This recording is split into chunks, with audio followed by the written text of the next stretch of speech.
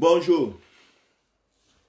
Ce matin, je, je vais parler de quelque chose.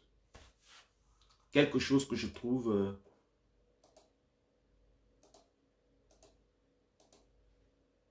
très, très important.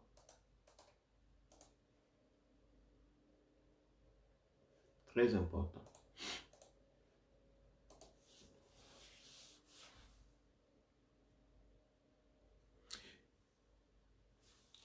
C'est... J'ai observé quelque chose dans le mouvement, dans la lutte. Et je disais dans un de mes lives que le peuple camerounais n'est pas encore sorti.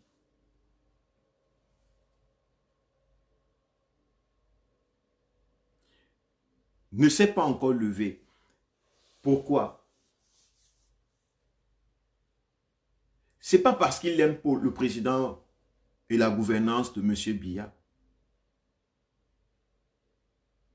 C'est pas parce que ce peuple aime la présidence ou la gouvernance de M. Biya.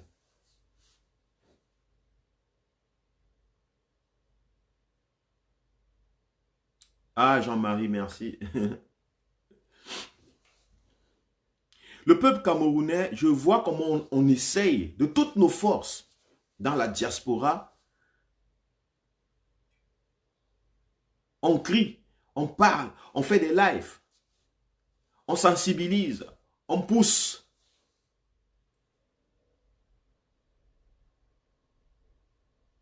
Mais on ne sait pas, on ne comprend pas. Pourquoi ce peuple ne se lève pas? Pourquoi ce peuple, ces gens sont si statiques, ont l'impression d'être paralysés?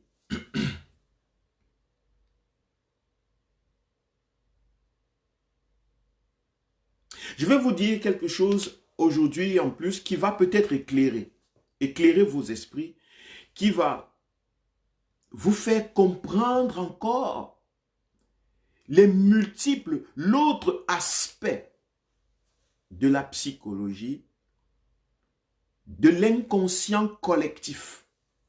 Parce que mon rôle, je le répète encore, chaque fois que je fais les lives, je vais vous redire mon rôle. Mon rôle dans cette lutte,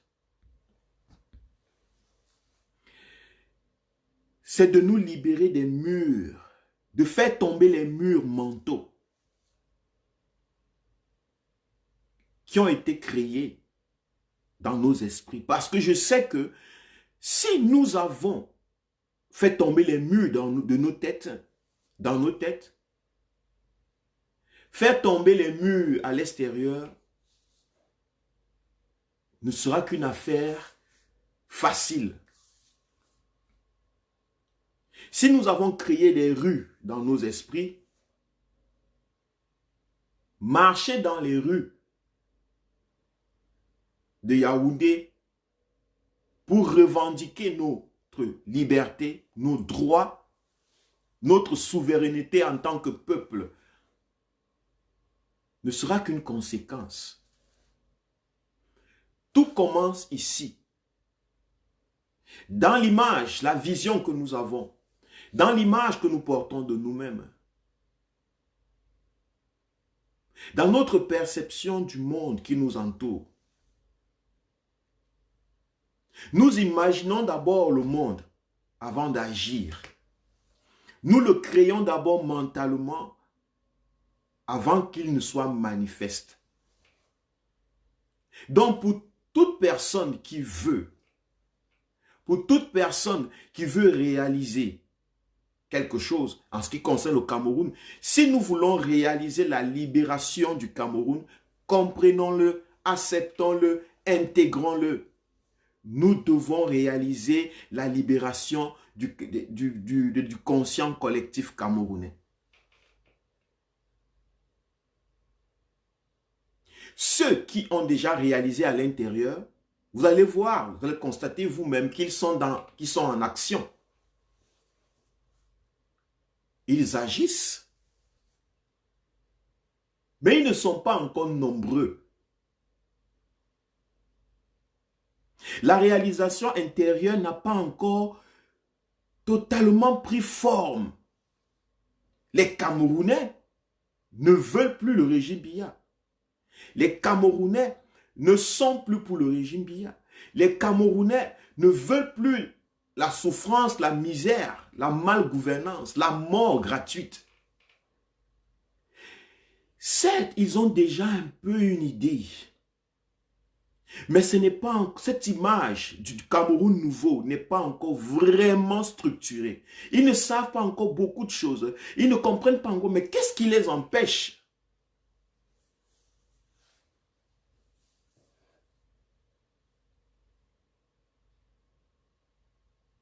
Qu'est-ce qui les empêche?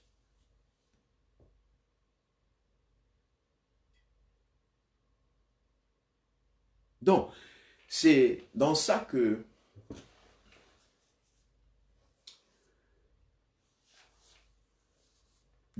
c'est de ça que je vais vous montrer quelque chose. Je vais vous montrer quelque chose, je vais vous dévoiler quelque chose que vous-même, qui êtes dans la révolution, qui prétendez faire appel au peuple camerounais, peut-être vous-même, vous êtes victime. Peut-être vous-même, vous êtes une victime de cette chose sans le savoir. Sans le savoir. Il est possible que vous soyez vous-même prisonnier, que nous soyons nous-mêmes qui faisons appel au peuple, quelque part prisonniers de quelque chose. Tenu par cette atroce, cette chaîne psychologique dans laquelle nous avons été plongés.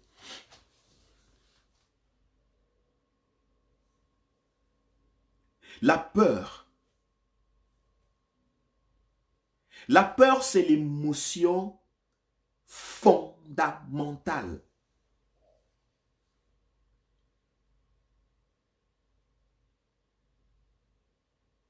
La peur, c'est l'émotion primaire.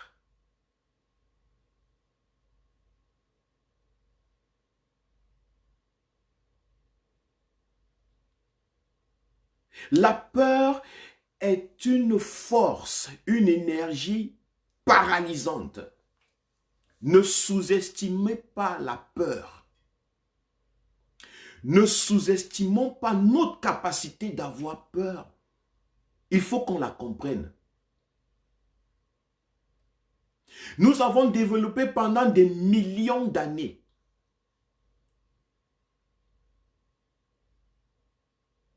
la capacité d'avoir peur. La peur nous a aidés à survivre. C'est parce que nos ancêtres, nos arrière, jusqu'au l'homo sapiens, le premier homme, je ne sais pas qui c'était, c'est parce qu'il avait peur qu'il a survécu.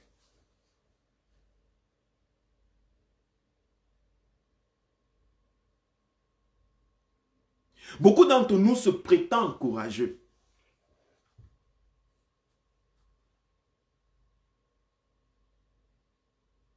Beaucoup d'entre nous se prétendent courageux. Mais il y a une peur profonde que si nous ne prêtons pas attention, cette peur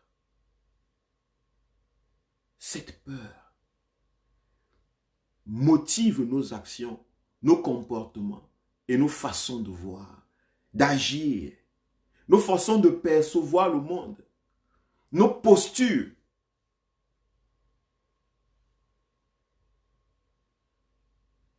La peur. La peur nous a protégés. C'est parce que nos ancêtres avaient peur dans la forêt des animaux féroces qu'ils ont pris des dispositions pour créer la sécurité.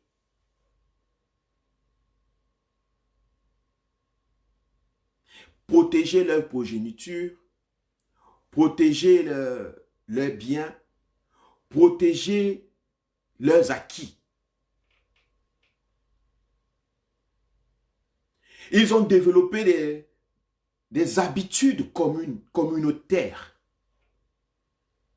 Je prends soin de toi, tu regardes, tu surveilles mes arrières, je surveille tes arrières. Sinon, un serpent, une panthère, pouvait arriver n'importe comment, n'importe où. Il fallait donc se souder, se protéger. Parce qu'on avait peur. Bonjour à tout le monde. Bonjour. Cyril Onana, bonjour, bonjour à toi mon frère. Parce qu'on avait peur. Et nous avons développé toute cette tactique sociale. La vie en communauté, les échanges, la solidarité, l'aide. Tout ça, c'était pour nous préserver. C'était pour nous préserver. Parce que l'homme que nous sommes d'abord animal. Et nos ancêtres étaient des animaux insignifiants. Dans les forêts équatoriales, c'était des animaux insignifiants. Il y avait d'autres animaux plus forts, plus puissants, plus dangereux.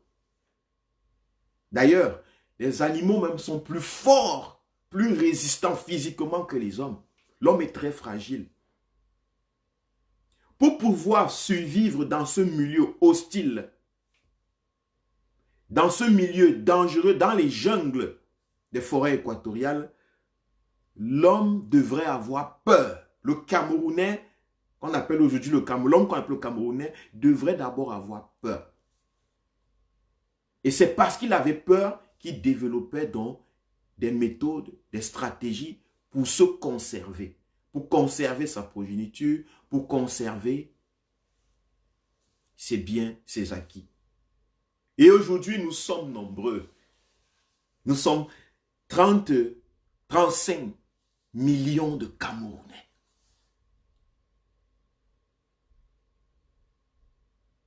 De génération en génération, nous avons transmis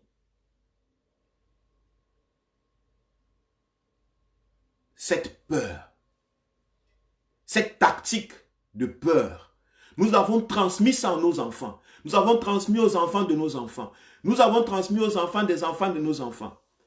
Nous avons une lignée, un cordon d'argent qui nous lie de génération en génération. C'est la peur.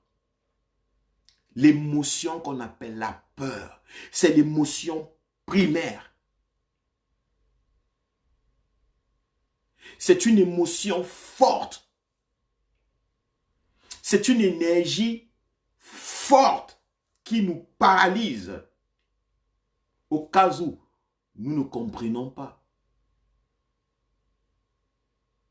que c'est elle qui en fait.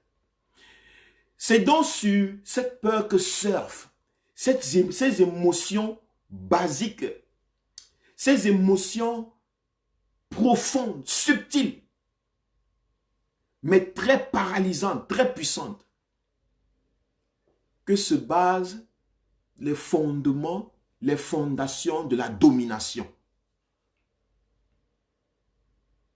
Ceux qui veulent dominer le Camerounais, les Camerounais, doivent actionner l'émotion primaire qu'est la peur.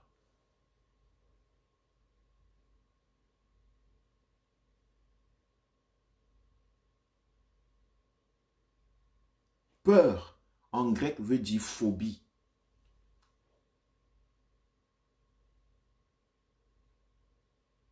Et la peur, il y a la peur de mourir.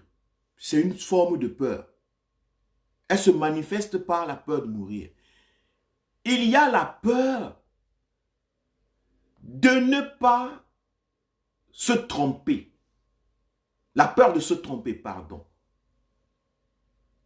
Il y a la peur de se tromper.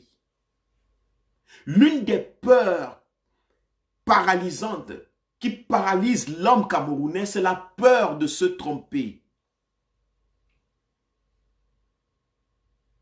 La peur de ne pas avoir raison.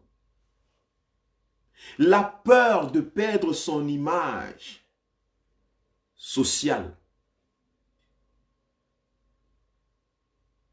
Ça, c'est un autre aspect. Et cette peur s'appelle l'artichiphobie. Une peur atroce. L'artichiphobie, c'est une peur atroce de se tromper.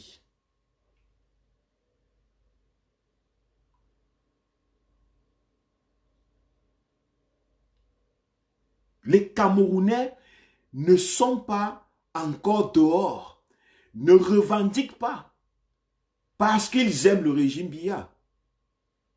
Ce n'est pas parce que le Camerounais aime la misère dans laquelle il vit. Le Camerounais a peur de se tromper.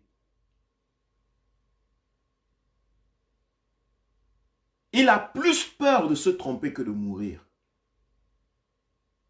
Vous ne pouvez pas peut-être l'accepter.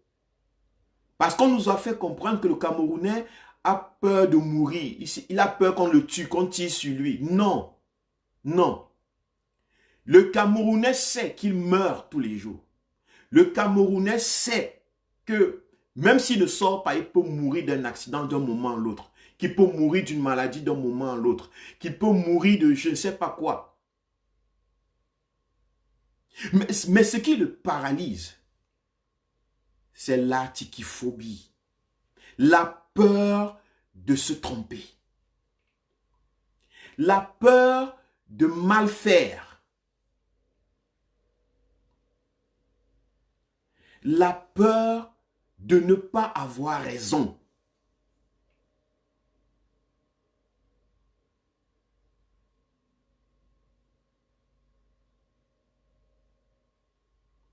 Et ça se voit. Si vous faites un exemple, dites par exemple que actuellement, il y a très peu de personnes qui disent que Biya est mort. Il y a très peu de personnes qui peuvent dire que Biya est mort.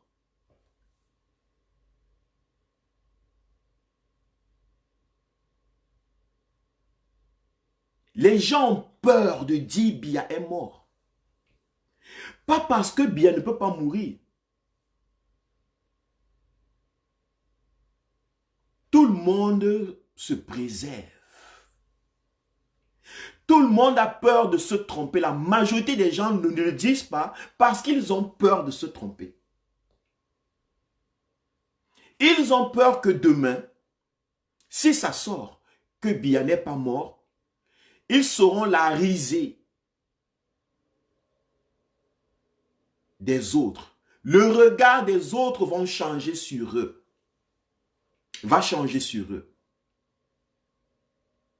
La façon, l'image qu'ils avaient du regard des autres,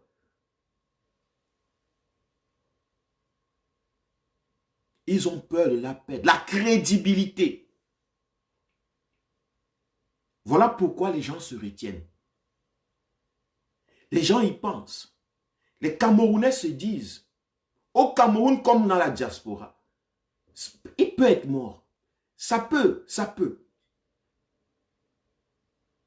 Mais, le dire, l'affirmer, est dangereux.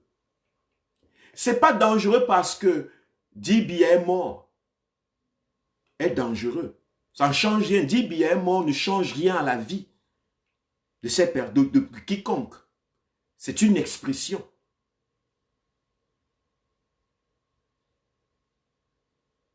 Mais ils ont peur du qu'en dira-t-on. Qu'est-ce qu'on dira de moi? J'ai dit hier que Biya est mort et Biya a apparu. J'ai dit hier que Biya est mort et voici Biya qui marche. On me traitera de menteur. On me traitera de fou. On me traitera de malade. Et mon image est trop importante. L'image que j'ai projetée aux Camerounais, je suis un grand combattant qui vient leur dire la vérité. Je suis ceci, je viens les sauver. Je suis cela, je viens les sortir de la misère, des griffes du régime Biya. Je vais perdre ma crédibilité. Je n'aurai plus de vue. Je n'aurai plus d'attention. Je risque de ne plus avoir d'amis. Je risque de ne plus être pris au sérieux. Et c'est sur ça que le régime surfe.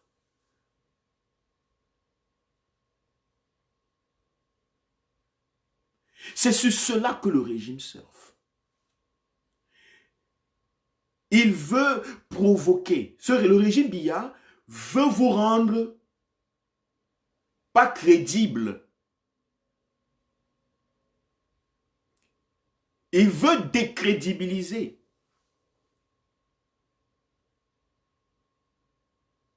Il veut que vous ayez peur de ne plus être crédible. Il sait que vous avez peur de votre image, de l'image que vous transposez, de l'idée que vous avez de vous-même. Et vous tenez tellement à l'idée que les gens ont de vous.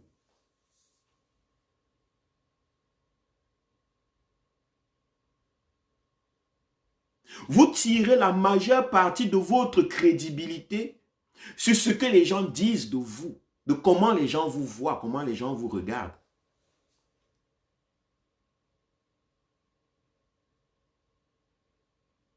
La peur de mal faire, la peur de se tromper, c'est paralysant.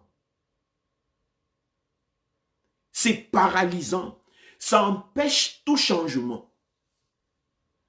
Voilà pourquoi vous allez voir des Camerounais, des gens qui savent qu'ils vivent une situation difficile, misérable. Au moment d'entamer le changement, l'action du changement, notre cerveau entre en mode protection. Leur cerveau entre en mode survie. Et dans l'état de survie, dans le mode survie, le cerveau va vous ramener tout le temps des raisons, des rationalisations.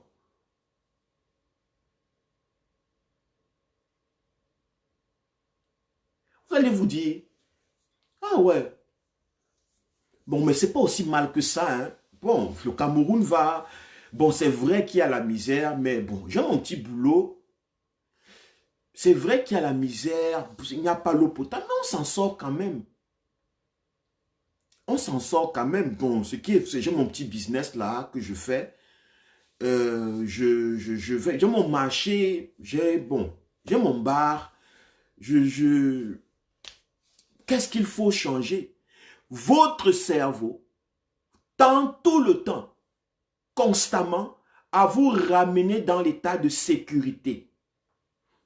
Dans l'état de sécurité. Il veut survivre. Le changement peut briser ou bien détruire la survie. Si vous entrez dans la lutte et que ça ne marche pas, si vous sortez par milliers et que ça ne marche pas, les gens au quartier vont vous dire, regarde, tu es un bête. Tu croyais que ça allait marcher. Entre toi et moi, tu penses que voilà les bêtes. On va crier sur vous. Alors, le Camerounais se retient. Il reste. Il se dit, je risque beaucoup. Je ne risque pas seulement de perdre peut-être mes biens, mais je risque de perdre l'image que j'ai aux yeux de mes voisins, de mes amis, de mes enfants.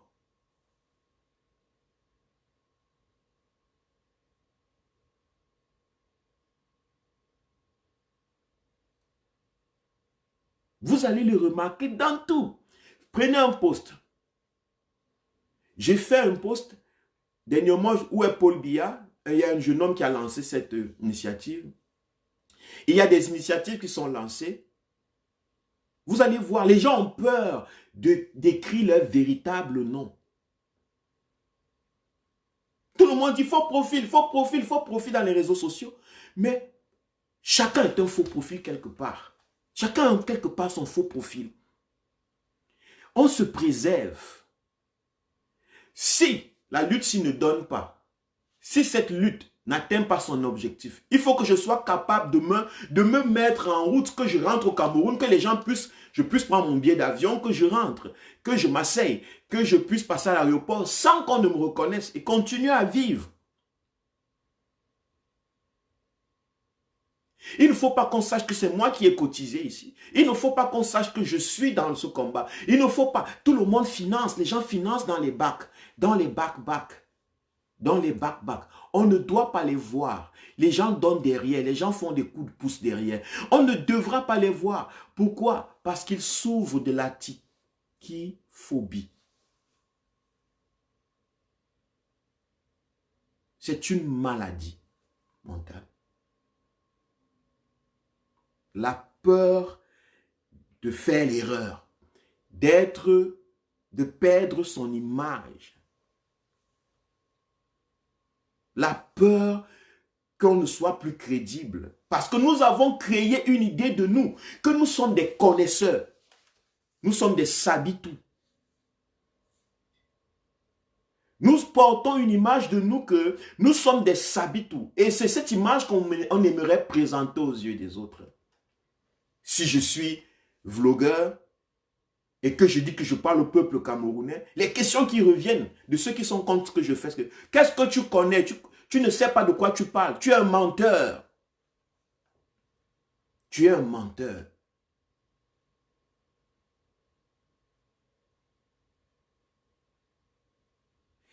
Moi, un menteur? Non, je ne veux pas être un menteur. On montre des vidéos où Biya, sa tête passe derrière les fleurs. Les gens voient, les gens disent « hé, hé, ouhou », mais les gens ne s'expriment pas, vraiment. Personne ne dit que bien moi. La majorité est d'accord en regardant ces vidéos, les explications des gens. La majorité des Camerounais sont d'accord. Au fond de qu'il y a quelque chose de louche ici, Biya peut être mort. Peut-être Biya n'a pas été rencontré. Peut-être. Mais il s'accroche au peut-être. Il n'affirme pas. Pourquoi les gens n'affirment pas?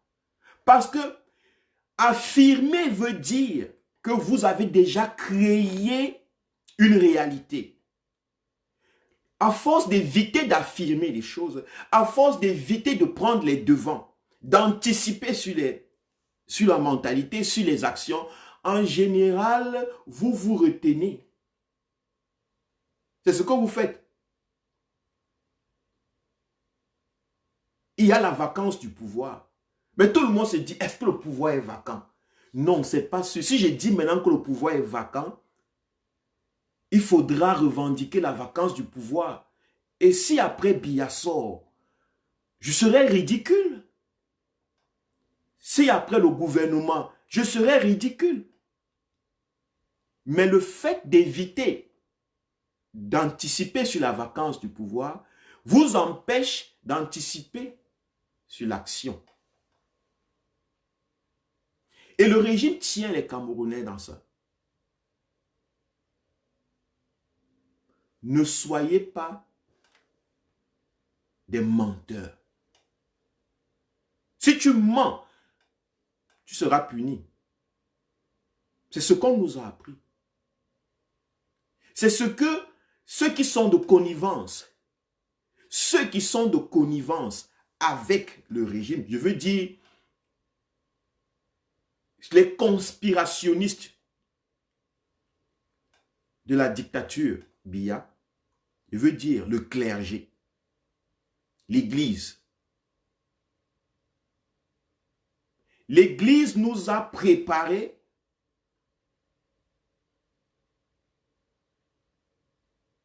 à ne pas changer les choses. L'Église nous a préparés à ne pas mentir, à ne pas se tromper. Mentir, c'est quand tu as dit quelque chose qui n'est pas vrai.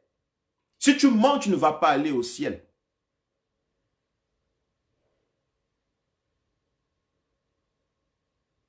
Si tu mens, tu seras pénalisé. Nous avons développé une image de personnes véridiques. Nous marchons avec nous à l'idée que je dois être un homme de vérité. Je dois seulement faire dire la vérité.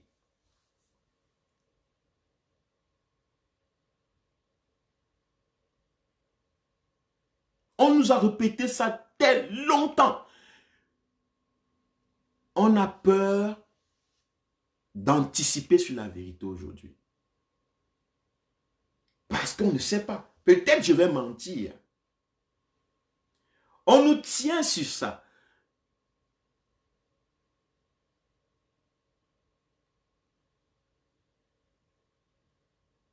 Ils nous tiennent sur ça. Ils nous tiennent dessus. Nous avons développé, on a dit, ok, tu es né du péché. Tu es le produit du péché. Et toute ta vie, tu dois rechercher la rédemption de ce péché. Tu es déjà d'abord mal. Tu es un menteur naturel. Quand tu nais, tu es un menteur naturel. C'est ce que les conspirationnistes des dictatures, dont l'Église, nous a fait comprendre. Et qu'est-ce que fait un homme qui est né dans le péché? Un homme qui est pécheur. Toute sa vie, il cherche à devenir saint. Toute sa vie, il veut être un saint. Il veut prouver qu'il a été sauvé. Qu'il est devenu la meilleure version de lui-même. Toute sa vie. Il est un homme de justice, il est un homme de paix, il est un homme de bien, il est un homme respectueux, il est obéissant, il est. Cette image, nous avons développé donc une image de nous-mêmes comme étant des personnes obéissantes. Je suis une personne très obéissante, je suis une personne... Mon image vaut beaucoup. Je suis une personne qui veut le bien. Je suis une personne juste. Moi, je ne suis pas dans les mensonges. Je ne suis pas. Je suis. Et nous avons donc développé une image de nous. Une image de personnes saines. Nous oublions que ça a été créé par le fait qu'on nous a d'abord dit que nous ne sommes pas saints. Que nous sommes le fruit du péché. Bon, nous développons dans une image de nous, des personnes saines, des personnes véridiques, des personnes qui ne mentent pas, des personnes obéissantes, des personnes qui respectent les aînés, qui respectent l'autorité, les personnes. Quand nous avons donc créé une image de nous comme ça pendant plusieurs années, perdre cette image, c'est mourir. C'est comme mourir intérieurement. Perdre cette image que nous portons de nous, faire quelque chose qui va à l'encontre des habitudes que nous avons développées pendant ces temps. Pendant tout ce temps, c'est comme se tuer, c'est comme se suicider. C'est comme tuer nous-mêmes. Puisque nous avons construit une image de nous-mêmes.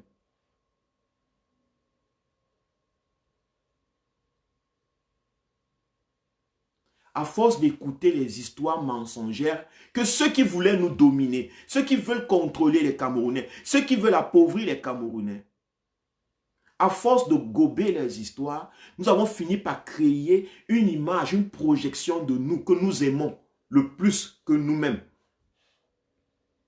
Nous sommes des pécheurs et nous devons créer un autre nous qui est un saint. Que nous allons plus aimer que nous-mêmes.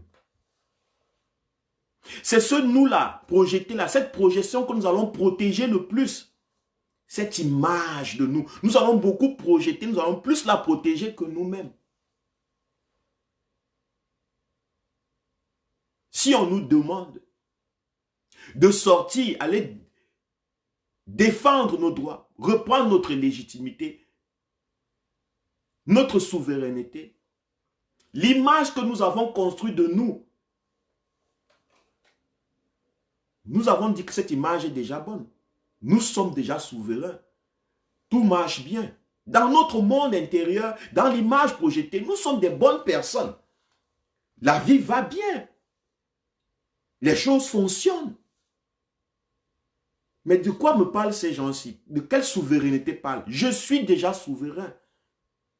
Je suis un bon homme. Je suis juste, j'obéis aux institutions. J'obéis aux lois. J'obéis aux parents. J'obéis aux aînés. Je respecte les institutions.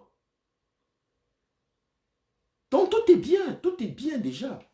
Je ne sais même pas pourquoi on veut encore gâter, pourquoi on veut se battre. Nous sommes déjà obéissants. Regarde, depuis que le régime nous mate, depuis qu'on nous a retiré de l'eau, l'électricité, le travail, qu'on a tout pris, qu'on nous a tout retiré, nous sommes là. Parce que nous sommes en train de vivre une image de nous. Nous ne sommes pas en train de vivre nous-mêmes. Nous ne sommes pas en train de nous réaliser, mais notre image s'est déjà réalisée. L'image que nous portons de nous est déjà parfaite.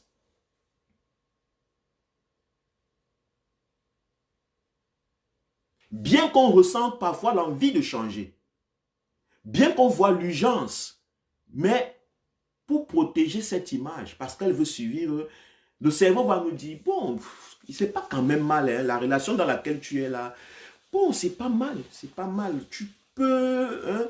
Bon, de toute façon, tu as ton boulot, tu as tes enfants, tu as tout, je sais pas, qu'est-ce qu'il y a encore là, tu vois un peu, et puis dehors là, qu'est-ce que tu vas trouver?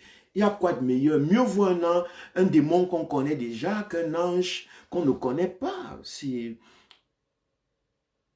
je garde ça maintenant, je serai dans quelle situation après? Si le pays tombe là maintenant parce que je me suis levé, parce que nous sommes levés par milliers, après ce sera comment pour moi? Et si ça ne marche pas, comment est-ce que je vais encore pouvoir marcher avec mes frères qui défendaient le régime, qui ont dit, tu as vu, on t'avait dit, n'est-ce pas? On t'avait averti que vos trucs là, c'est les affaires de fous. Paul Biya n'est pas mort, regarde, Paul Biya n'est pas mort. Regarde, il a parlé hier, il a rencontré hier, il a téléphoné avec tel. Personne n'a vu. Personne ne l'a vu, mais tout le monde évite. Il y a ceux qui doutent, qui évitent de prendre des positions, et il y a ceux qui croient qu'il est vivant, qui comptent sur la croyance, sur leur imagination, sur ce qu'ils ont vu. Voilà pourquoi les choses n'avancent pas. Parce que ceux qui sont censés prendre les devants, ceux qui sont censés affirmer, ceux qui sont censés faire des erreurs, même s'ils se trompent, que Paul Biya est mort, ont peur d'avancer ce genre de choses, ont peur de prendre des positions, ont peur d'écrire leur nom, ont peur de prendre les devants, ont peur de s'exprimer. Et à force d'avoir peur de s'exprimer, le mal, lui, s'exprime. Le mal continue.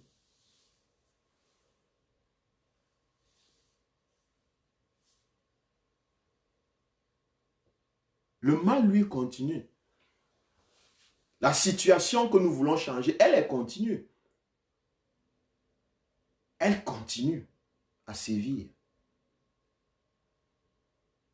Parce que nous avons peur de nous tromper. Mais ce n'est qu'en se trompant qu'on apprend. Ce n'est que celui qui peut se tromper, qui accepte de se tromper, de mal faire, qui apprend. Et la révolution, le changement vient avec les multiples erreurs. Le changement vient avec les multiples tromperies. Le développement, c'est une somme d'échecs desquels on tire des leçons. Celui qui a peur de se tromper ne va pas agir. Mais aussi, il ne va pas apprendre.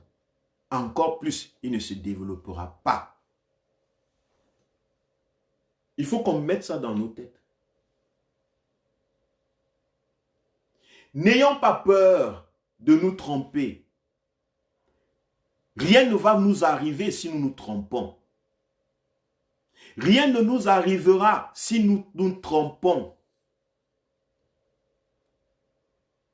Même l'image que nous protégeons, même si nous devenons pas crédibles aux yeux des autres, où est le problème? Même si nous perdons la face aux yeux des gens, où est le problème? De toute façon, ce n'est qu'une image de l'homme crédible que nous avons projeté. Où est le problème? Mais n'essayons pas de protéger nos images en évitant d'agir. N'essayons pas de protéger notre image sociale en évitant d'agir. Parce que je suis fonctionnaire, parce que je suis du RDPC, parce que je suis combattant, militant, parce que je suis de la session telle, parce que je suis ça. Si aujourd'hui je vais dire autre chose qui est réel, que le pays va mal, je vais perdre mon image, je vais perdre ma crédibilité.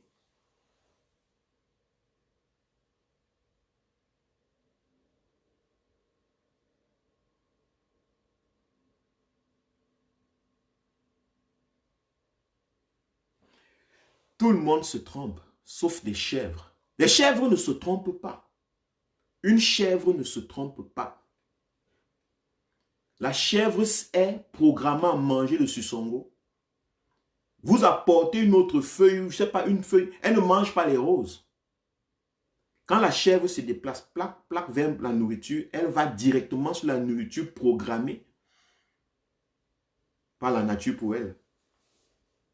Mais l'homme, parfois, ne sait pas s'il doit manger la viande, le poisson, il ne sait pas si ça c'est même comestible ou non. L'homme se trompe. Dans ses multiples tromperies, il trouve son chemin. C'est ça l'intelligence. L'intelligence fonctionne quand on est prêt à accepter qu'on peut se tromper, qu'on peut mal faire.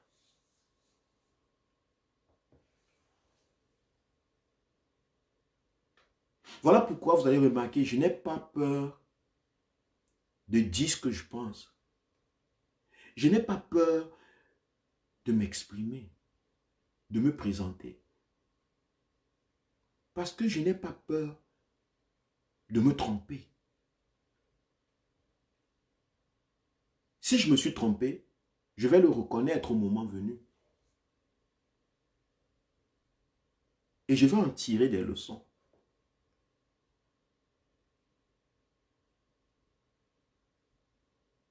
Je n'ai pas peur. Kamto Maurice, le président élu, il n'a pas peur. Voilà pourquoi tout le monde essaie de lui trouver une faute. Tout le monde essaie de lui trouver une erreur. Pour lui dire, ah, il a fait l'erreur ici. C'est un bon professeur en droit, mais c'est un mauvais politicien. Parce qu'en politique, il s'est trompé.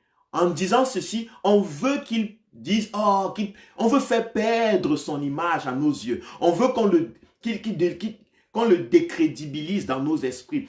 On veut lui faire comprendre qu'il a perdu la face aux yeux des Camerounais parce qu'il a peut-être choisi un chemin, il a choisi quelque chose qui ne marche pas, selon eux. On va lui dire, tu es un bon homme, un homme de droit, mais tu t'es trompé ici.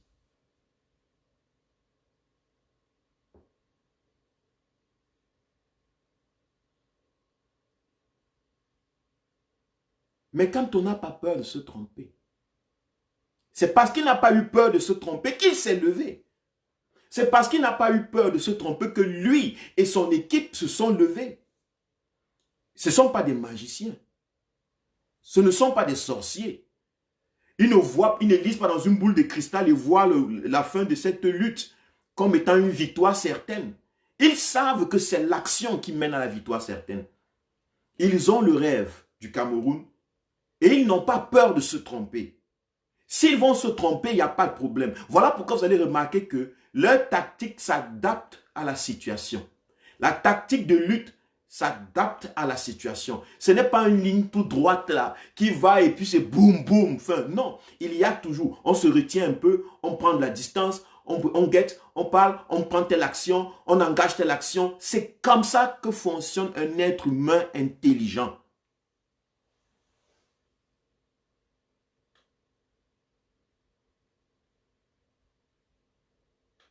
Si vous, peuple camerounais, vous sortez dans les rues, ce n'est pas sûr que vous allez rentrer à la maison.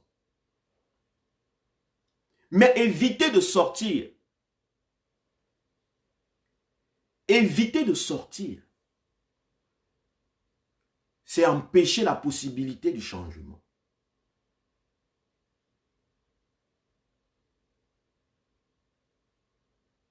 Demandez la vacance. Si vous demandez, peuple, vous exigez la vacance à la présidente, parce que vous n'êtes pas gouverné, vous le savez. Vous savez que vous n'êtes pas gouverné par un homme vivant. Vous savez vous-même que celui qui prétend avoir eu vos voix,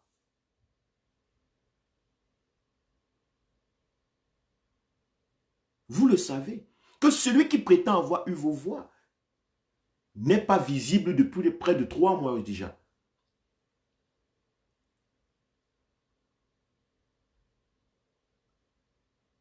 Ce n'est pas ce que vous voulez.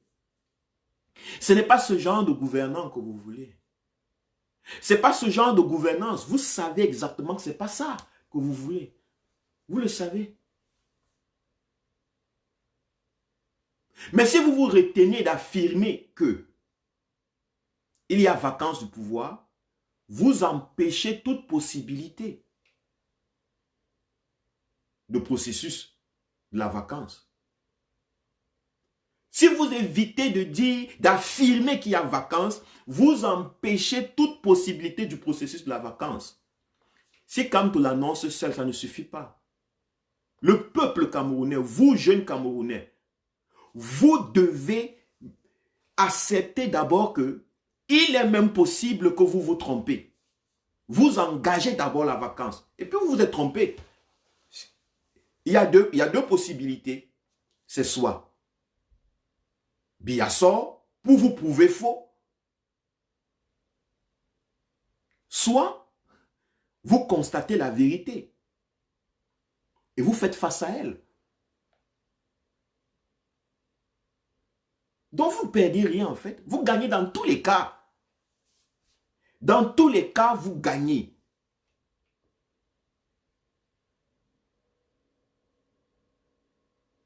Qu'est-ce que vous perdez?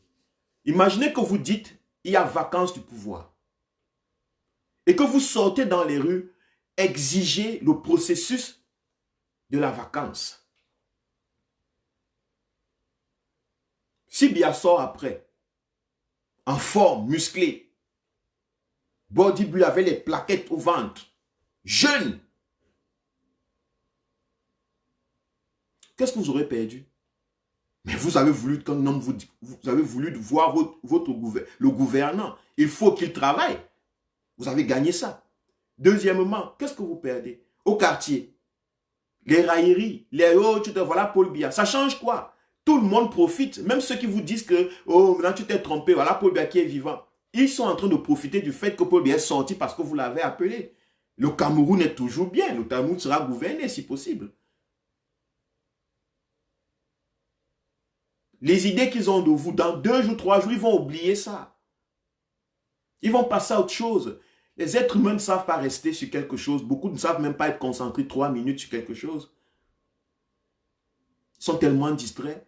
Ils vont vous insulter, ils vont se moquer de vous 2 minutes. Après, le lendemain, ils viendront chez vous, vous demander le pain, le sel, l'huile. Donc, vous ne perdez rien, à part une simple idée de vous-même, que vous êtes quelqu'un de crédible, que vous êtes quelqu'un de véridique, que vous ne mentez pas, que vous ne dites pas les choses qui ne sont pas vraies. Vous ne... Non, non, non, non, non. À force d'éviter de se tromper, à force d'éviter de ne pas mentir, à force d'éviter de mal faire, en fait, vous empêchez le processus de bien faire. Vous empêchez la possibilité de bien faire. Et ceci s'adresse à tout le monde. Moi, je ne m'adresse pas à un camp. Je m'adresse à tous les Camerounais. Parce que vous pouvez expérimenter ce que je dis même dans vos propres vies tous les jours.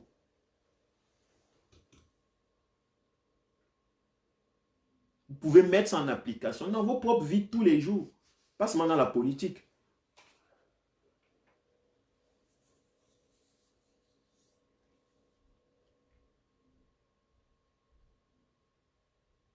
Mais hélas, c'est venu du fait que depuis que nous sommes petits, on nous a demandé, on nous a dit que nous étions de mauvaises personnes. Le Camerounais est la pire des espèces humaines. C'est ce qu'on nous a dit. Qu'est-ce qu'on fait à la majeure partie des Camerounais quand ils naissent? On les amène directement à l'église. Se faire baptiser. Se faire consacrer. Seigneur, prends-le. Voilà ton enfant. Sanctifie-le. On fait un symbolisme. On le lave avec de l'eau. On prend l'eau, on verse. C'est une façon de le laver. L'eau a quel but? L'eau a le but de purifier. C'est un symbole de la purification. Quand tu te laves, tu enlèves la saleté. Quand on prend un bébé, on l'amène à l'église et puis on verse l'eau sur lui. C'est quoi? C'est un symbole pour lui dire qu'on est en train de le purifier. Mais pour que je purifie quelque chose, il faut que je conçoive que cette chose est d'abord sale. Tout enfant camerounais naît impur, sale. C'est ce que nous avons dans nos têtes. Dès que nous avons accepté que nous sommes impurs et sales, on nous propose les voies de la rédemption. Et si nous avons les voies de la rédemption, nous cherchons donc le sauveur. On nous propose un sauveur. C'est toujours un sauveur. Ce n'est pas nous. Est-ce qu'un homme sale peut se sauver? Est-ce qu'un homme impur peut se sauver? Non. Il faut un sauveur. Voilà pourquoi les Camerounais attendent le sauveur tout le temps. Eux-mêmes, ils sont incapables. Ils sont incapables. C'est Jésus qui devra les sauver. Et Jésus, c'est un homme pur, fils de Dieu, saint. Jésus n'est que la projection de leur impureté. Jésus, c'est un aspect pur de leur impureté. Ils aiment plus Jésus que eux-mêmes, parce que Jésus est la projection de ce qu'ils ne sont pas. Ce qu'ils sont censés devenir demain, dans un futur lointain. Ils deviendront saints demain, ils deviendront purs demain, ils deviendront actifs demain, ils deviendront... et ça, c'est seulement si ils sont purs. Mais comme ils se prennent comme des personnes impures, ils égalent la personne pure. Vous n'avez pas remarqué que chaque fois que quelqu'un veut vous dire qu'il est crédible dans la politique, il vous dit qu'il n'a jamais détourné. Il vous dit qu'il n'a jamais pris l'argent du régime Biya.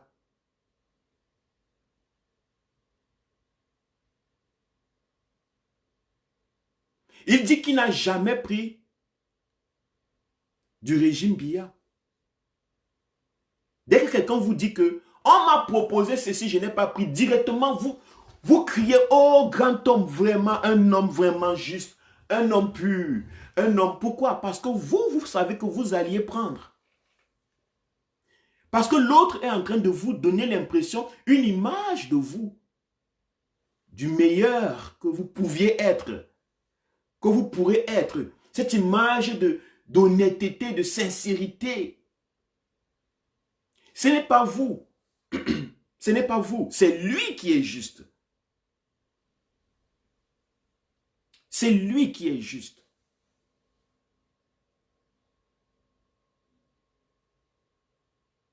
C'est lui qui est juste. C'est Kamto qui est juste. C'est donc Kamto qui est juste qui doit sauver les Camerounais. Kamto n'a pas détourné. Les 14 milliards qu'on dit là, il n'a pas détourné.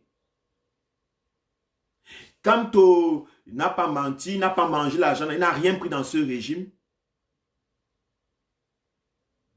Bon, moi j'ai quand même volé, hein. J'ai quand même fait quelqu'un, j'ai menti à quelqu'un d'autre, j'ai pris l'argent de quelqu'un, je n'ai pas remboursé. Donc j'ai beaucoup, je suis impur, je ne suis pas capable de changer quoi que ce soit. Mais comme Kamto est présenté comme pur, saint, sans faute, Kamto, sauve-nous.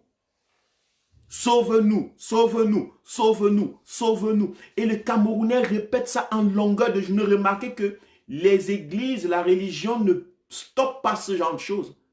Parce que ce n'est pas un problème pour le gouvernement, ce n'est pas un problème. Vous pouvez chanter Canto, sauve-nous en longueur de journée. Ce n'est pas un problème pour la dictature. Pourquoi? Parce que ça solidifie cette idée profonde en vous que vous attendez un sauveur. À force de répéter sauve-nous, sauve-nous, vous solidifiez cette idée en vous que vous attendez un sauveur. Et c'est l'idée religieuse, c'est l'idée fondamentale de la domination.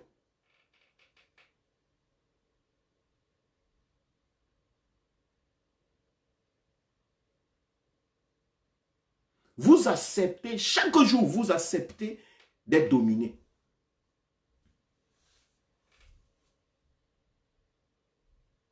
Chaque jour. Sans le savoir.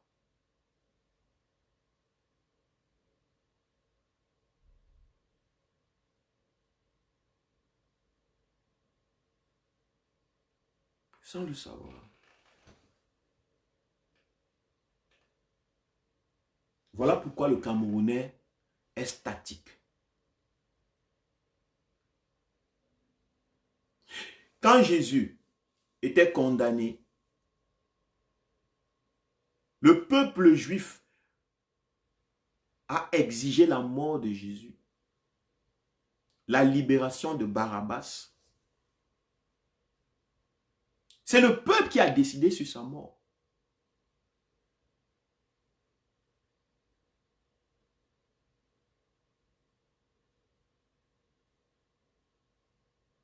Parce que le peuple ne peut pas supporter un sauveur. Ce n'est pas dans la nature de l'homme. Quand il y a un sauveur pour vous, vous vous sentez humilié en tant qu'humain. Parce que ça veut dire que vous n'avez pas la capacité vous-même de vous sauver. Vous êtes handicapé.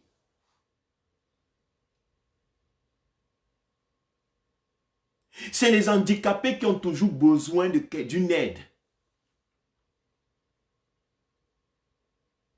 D'une main tendue. D'une épaule.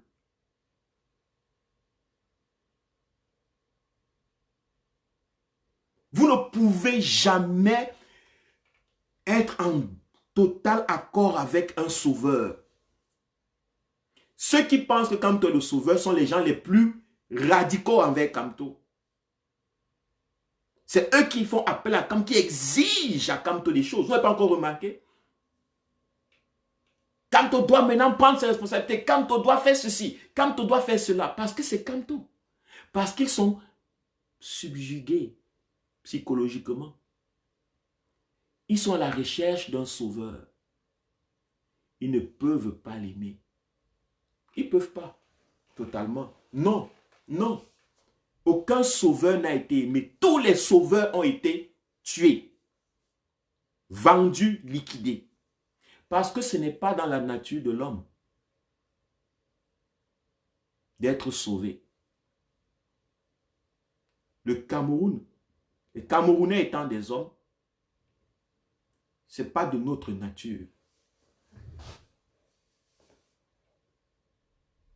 Ce n'est pas de notre nature d'être sauvé.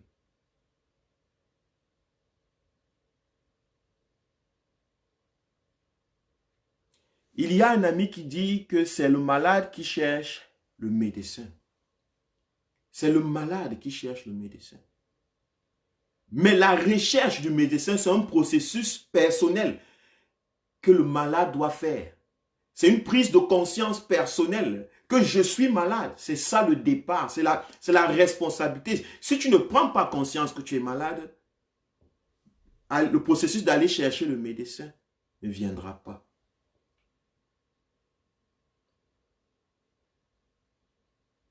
S'il y a vacance de pouvoir, vous le constatez, n'ayez pas peur de le dire. C'est ce que vous constatez. Si vous êtes mal gouverné, n'ayez pas peur de le dire. C'est ce que vous constatez. S'il y a eu une erreur dans la gérance du Covid, n'ayez pas peur de dire que ici, ça a été mal fait. C'est ce que vous constatez. N'ayez pas peur qu'on dise que vous vous êtes trompé.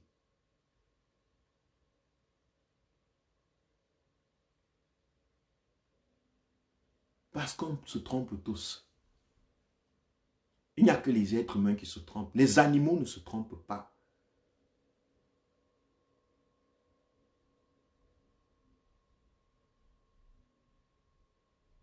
Les animaux ne se trompent pas.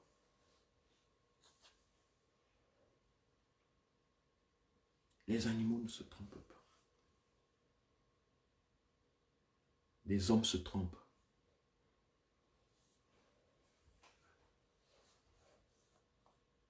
Tant que nous n'allons pas intégrer ce que je viens de dire, il sera très difficile.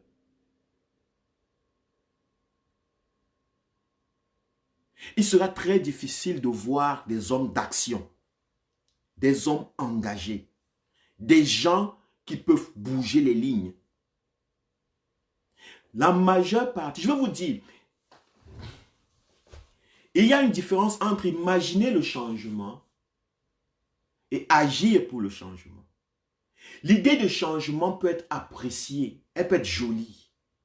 Il y a des gens qui restent en longueur de journée et imaginent l'amour qu'ils font avec une voisine ou un voisin. C'est tellement bon. Dans l'acte d'imagination de l'acte sexuel que nous avons avec telle fille, tel homme, c'est bon. Il n'y a pas d'erreur là-bas. On bande toujours.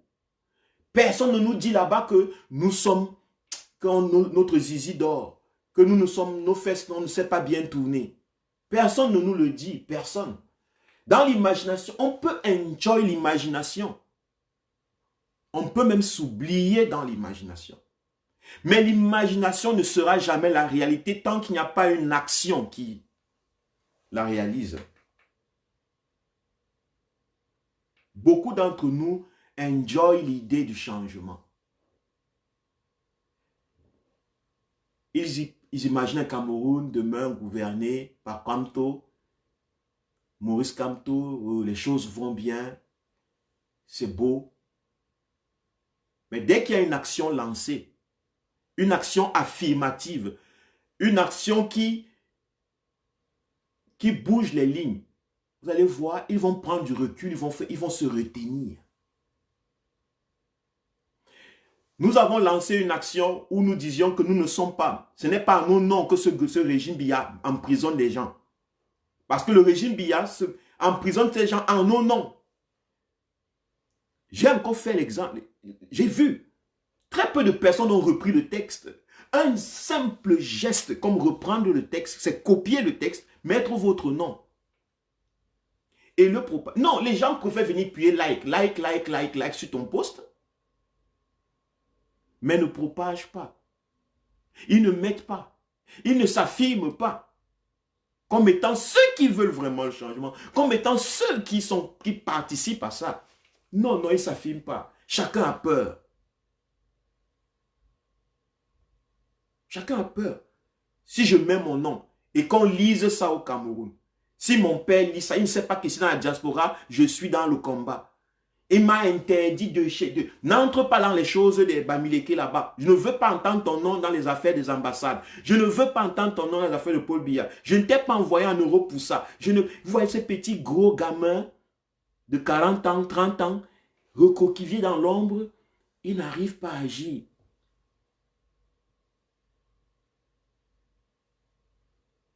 Parce que si j'agis selon ce que je pense, je vais perdre ma crédibilité aux yeux de mes parents.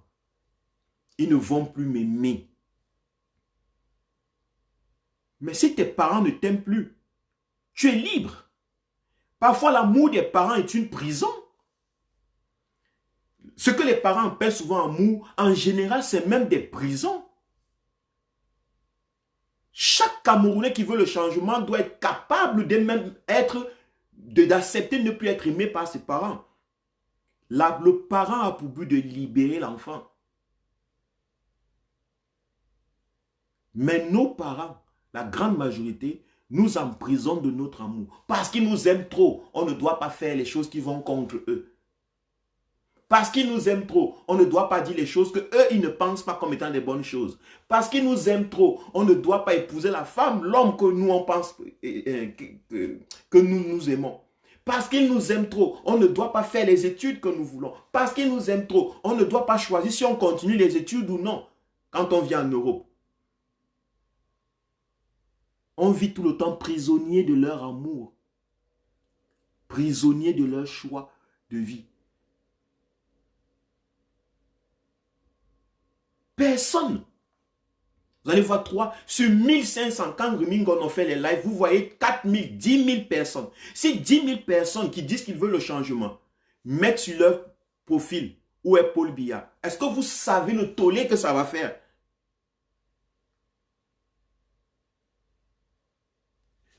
Sur mon WhatsApp, la question où est Paul Biya est affichée. Sur Facebook, c'est affiché. Vous savez ce que mon collègue allemand m'a demandé? Il m'a demandé, je ne causais pas politique avec lui. Je ne causais pas politique avec lui. On parlait du travail, du plan de la journée. Et il m'a posé une question. Qu'est-ce qui est sur ta photo de profil? Vous voyez? Ça attise l'attention. C'est un geste qui n'est pas normal. Quelqu'un écrit quelque chose sur un papier, ça attire l'attention. On veut savoir. C'est un Allemand qui m'a demandé. Et j'étais obligé de lui expliquer la situation. C'est comme ça qu'il est conscient de ce qui se passe au Cameroun. On ne sait pas où ça va aller. Vous avez peut-être d'autres relations qui sont même plus poussées dans le monde de la politique et la diplomatie. Mais qui ne savent pas que vous êtes quelqu'un qui vous battez pour certaines causes. Parce que vous vous cachez. Parce que vous vous mettez en arrière. Parce que tout le monde a peur. Chacun préserve, chacun veut survivre. Chacun veut survivre.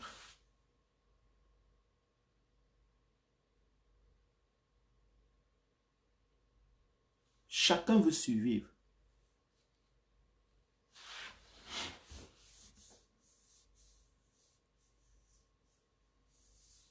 Chacun veut survivre. Chacun veut protéger une idée de lui-même. Il ne faut pas qu'on dise demain que je faisais partie des fous. Le changement, la vie de changement, c'est pour les stupides, les fous. Voilà pourquoi quand ils veulent vous insulter, ils vous disent que tu es devenu fou. Tu vas marcher nu bientôt dans les rues de Mbeng. Qui veut devenir fou? Qui veut accepter qu'il est fou ou folle? Chacun pense qu'il est sage. Chaque Camerounais, même ceux qui sont dans le changement, chacun pense qu'il est sage. Moi, je dis non, moi, je ne suis pas une folle. Moi, je ne fais pas les choses des folles. Hein. Eh, pardon, je ne fais pas les choses des fous là. Oh non, je ne fais pas les choses. Je dis non, pardon. Moi, je veux le changement, mais je ne fais pas les choses des fous. Le changement, c'est la folie.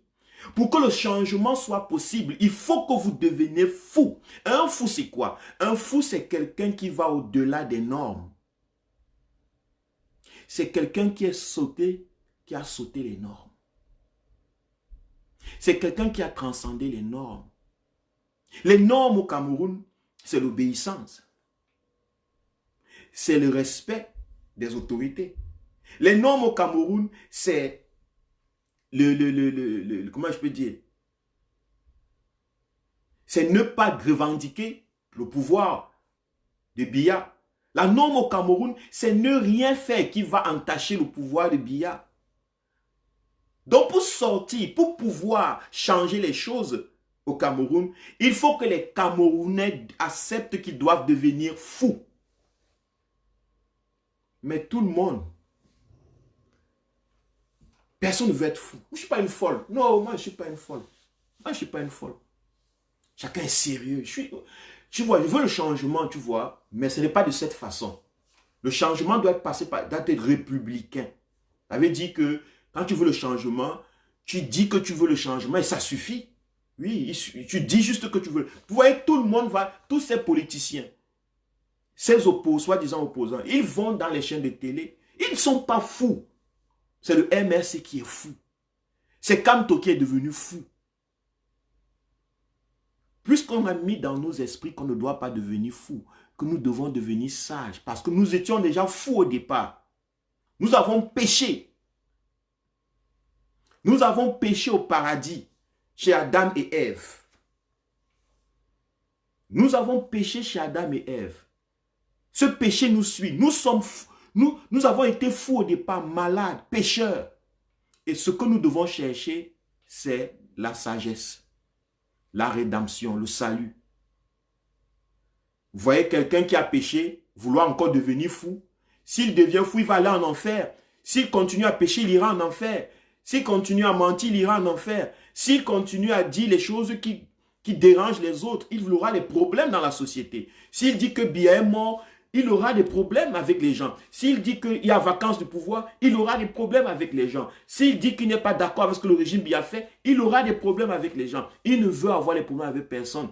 Il est là pour se sauver. Il est là pour aller au ciel. Il est là pour être sage. C'est comme ça qu'on a gardé dans une société de sages, de prétendus sages. Et il n'y a que les sages qu'on contrôle. Il n'y a que les sages qu'on gouverne par force. Il n'y a que les sages qu'on manipule depuis 40 ans.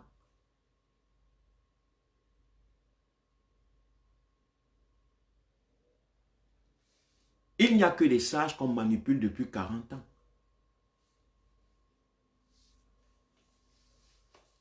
Vous avez déjà vu un fou de l'Ixono manipulé? Le fou n'est pas dans vos histoires.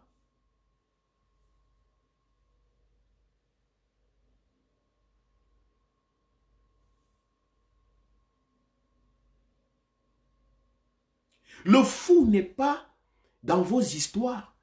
Le fou traverse la route quand le feu est rouge. Nous avons besoin des fous, pas des sages. Nous avons besoin des gens qui peuvent accepter la honte sur eux. Parce qu'il n'y a même que les hommes qui ont honte. Les chèvres n'ont pas honte. Les chèvres n'ont pas honte. Mais, non, pardon, ça c'est la honte. Tu me vois là en train de... Il y a un ami qui demande quel est le rapport entre le péché et une revendication. Le rapport est que le péché est une forme de revendication à la sainteté. Le péché est un état dans lequel tu dois chercher la sainteté. Tu revendiques la sainteté. Si tu as péché, tu vas revendiquer la sainteté. Si tu te conçois comme pécheur, tu vas revendiquer la sainteté. Tu vas faire tout pour devenir saint. Puisque si tu as accepté l'idée d'abord que tu es pécheur, toute ton énergie est dans la recherche de la sainteté. Et un pécheur, c'est quoi? Un pécheur, c'est celui qui n'obéit pas à Dieu. Un pécheur, c'est celui qui n'obéit pas aux lois. Un pécheur, c'est celui qui n'obéit pas à l'autorité. Un pécheur, c'est celui qui n'honore pas ses parents. Finalement, ce sont les caractéristiques qu'il faut pour pouvoir garder un régime en place pendant 40 ans. Il faut être capable d'obéir. Il faut être capable de respecter les autorités. Il faut être capable d'honorer les parents, de respecter les aînés. Mais dès que tu acceptes ça, c'est bon. Biya peut faire 40 ans. Plus chaque fois que tu vas vouloir dire, tu vas constater que il y a quelque chose qui est mal fait, tu vas regarder, tu vas dire, ah, c'est l'aîné. Il faut que je me taise, que je dise quand même les choses parfois d'une certaine façon. Ah, il ne faut pas que je marche, il ne faut pas que j'aille revendiquer, il ne faut pas que je me lève, que je combatte ce régime, il ne faut pas que je le chasse, il ne faut pas que je retire ma souveraineté, parce qu'en fait, c'est lui qui est souverain, c'est l'autorité qui est souveraine. C'est les institutions qui sont souveraines, ce n'est pas moi, ce n'est pas nous le peuple.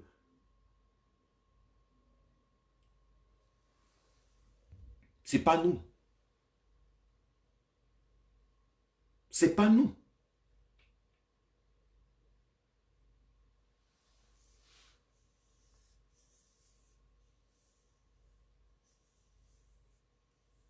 Exactement. Sidoine Samo, c'est exactement ça le problème. Le problème est que nous sommes devenus intellectuels. Nous raisonnons. Tu dis, on ne revendique pas la sainteté, car ce n'est pas un droit. Rien à voir avec la loi civile. La sainteté est un droit pour un pécheur. Le pécheur a le droit à la sainteté. Sinon, il va aller en enfer. Il veut cette sainteté.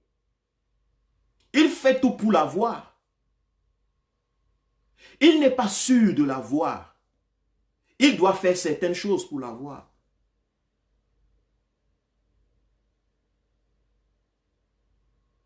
C'est un peu comme quelqu'un qui manque la vie ou bien qui est emprisonné. Il a le droit à la vie, mais il est en prison. Il fait tout pour rechercher la vie, la liberté. Il sait que sans liberté, il ne peut rien.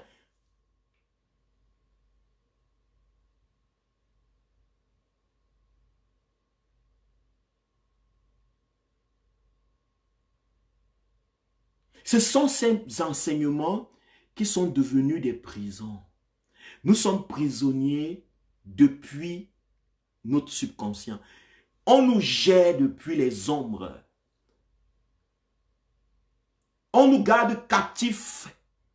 On fait semblant qu'on est intelligent. On nous envoie à l'école. Pendant la semaine, on va lire les livres scientifiques. On va lire les livres philosophiques, les livres de langue, du français, l'anglais.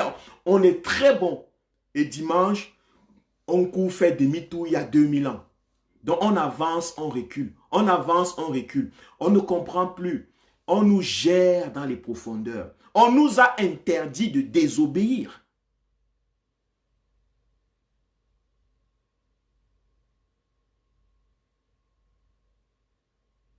On nous a interdit de désobéir. Que la désobéissance est un péché.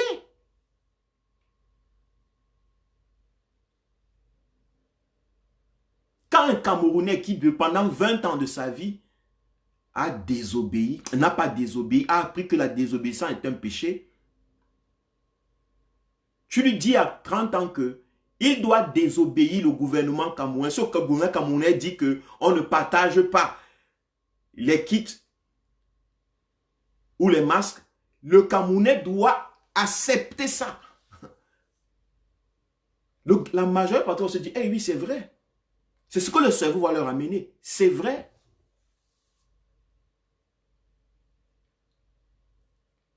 C'est vrai.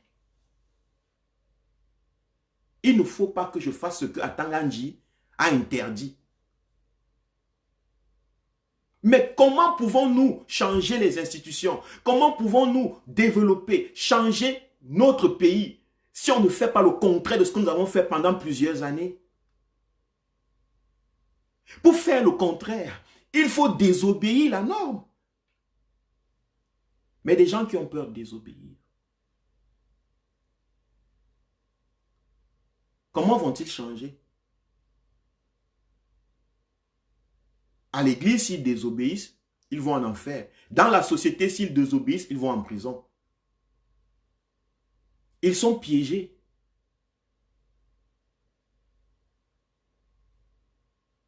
Ils sont piégés. Il n'y a pas que Kondengui qui leur fait peur. En fait, ils connaissent même Kondengui. Ils vivent dans Kondengui tous les jours. Ils sont même déjà habitués en Kondengui. Mais ils ne connaissent pas la prison mentale. Ils ne connaissent pas la prison mentale. Ils n'ont jamais prêté attention à la prison mentale. Ils ne sont jamais allés dans leur mental, dans leur subconscient pour découvrir la prison dans laquelle ils se trouvent.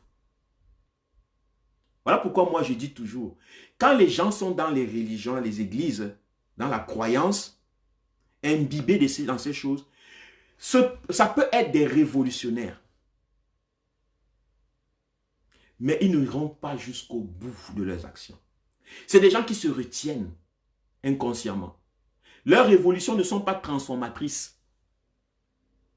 Ils vont vous dire, oui, il faut que le gouvernement change, on n'est plus comme ceci, mais ils sont difficilement dans l'action. Parce qu'ils sont retenus. Ils sont retenus par des chaînes mentales. Vous allez voir. Regardez tous ceux qui sont des croyants dans le combat. Moi j'ai toujours mes exemples dans le combat. Vous allez voir N'Djamène par exemple. Monsieur N'Djamène. Regardez Monsieur N'Djamène. Quel est le geste qu'il fait dès qu'on le libère? Le geste qu'il fait, ce n'est pas de venir voir les Camerounais qui ont marché pour le libérer. La première des choses qu'il fait, il va à l'église remercier Dieu qui l'a libéré. Voilà le premier geste de détachement entre un homme et son peuple. Ne pas reconnaître totalement que c'est ton peuple qui t'a libéré. Même si tu me dis que tu es quelqu'un qui change les choses, que tu veux un changement, tu es en train de faire preuve de détachement. Tu ne reconnais pas la force de ce peuple. Tu ne reconnais pas la force de ce peuple.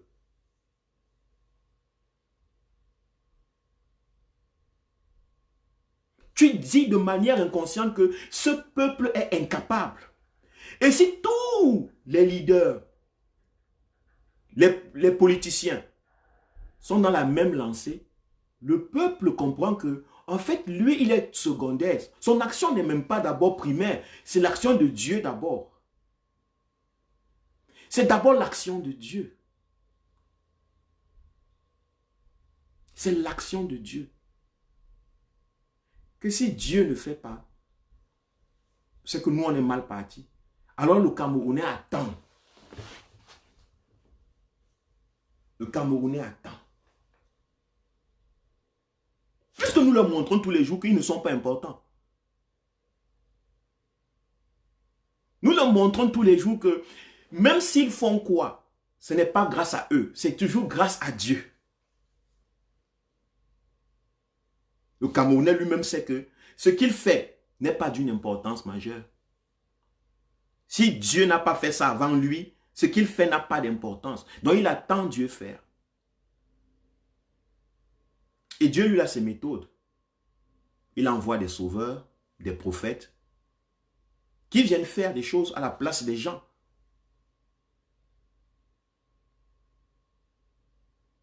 Et le Camerounais est habitué à ça. Moïse est venu. Depuis que l'enfant camerounais est petit, Moïse est venu. Noé est venu.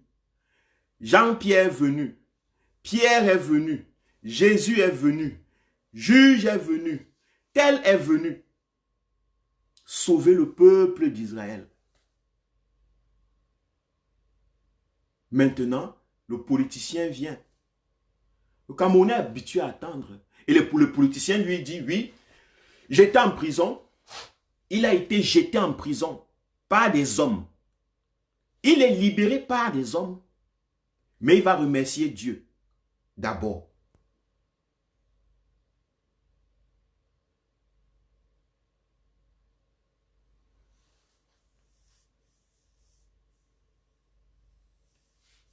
Voilà des petits gestes.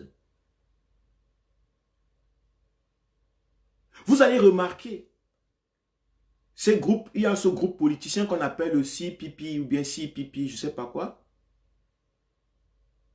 Tous ceux qui, pendant les, je pense que c'était le 11 février, ils sont sortis. Ils ont fait 2 minutes de marche entre leur maison, entre un carrefour et directement ils sont entrés à l'église. Vous avez vu les madames Doki, les femmes, oh Seigneur, tout le monde est dans la prière. Ils ont fait plus de temps dans l'église que dans la rue. Les églises, c'est les endroits où le gouvernement vous envoie, allez vous cacher. Il condense vos énergies de revendication là-bas. Les gens sont allés, ils ont marché 2 minutes et directement, on nous a montré dans Equinox, à l'église, on priait des heures et des heures de prière. Mais des minutes de marche, des minutes d'action, mais les heures de prière. priant Dieu de nous sauver, de nous apporter la liberté, de nous apporter le salut, de nous donner la force de faire. Pourquoi nous avons besoin de force? Pourquoi avons-nous besoin de force? C'est parce que quelque part au fond, on se sent si faible. Ce n'est qu'un homme qui est faible qui a besoin de force.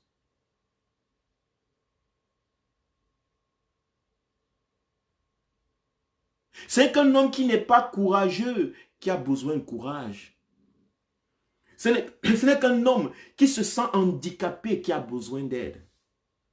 Mais pourquoi le Camerounais se sent si faible qu'il a besoin d'un courage céleste?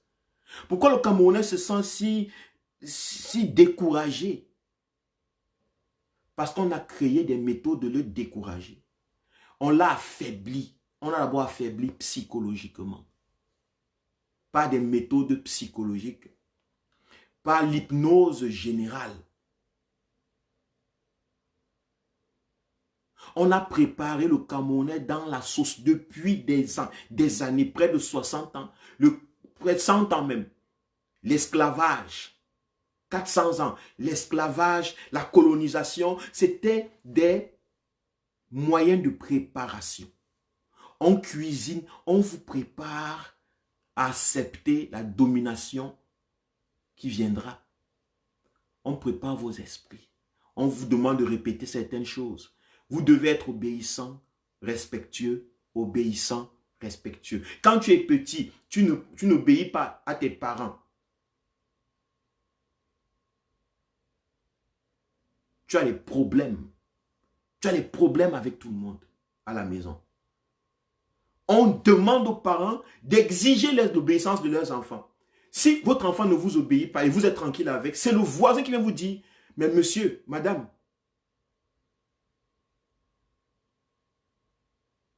moi, il ne faut pas laisser ça maintenant. C'est quand ils sont petits comme ça qu'il faut exiger qu'ils doivent obéir. Vous pensez que c'est pour qui? La société qui veut survivre.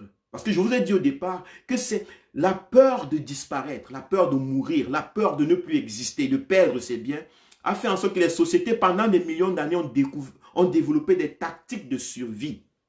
Pour que la société survive, il faut qu'on crée des êtres obéissants.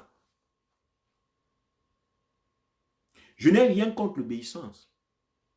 Mais quand l'obéissance n'est pas intelligente, n'est pas accompagnée de conscience, ça ne mène qu'à la dictature. Ça ne mène qu'à l'emprisonnement des âmes, des consciences. Si mon père me dit, va prendre la chose du voisin, et que j'utilise mon intelligence, je vais lui dire non, ce n'est pas pour moi. Mais lui, il peut exiger que je lui obéisse. Maintenant, je le désobéis. J'ai raison de le désobéir. Bien que lui, ça ne lui fasse pas du bien. Mais s'il est question d'être dans la raison,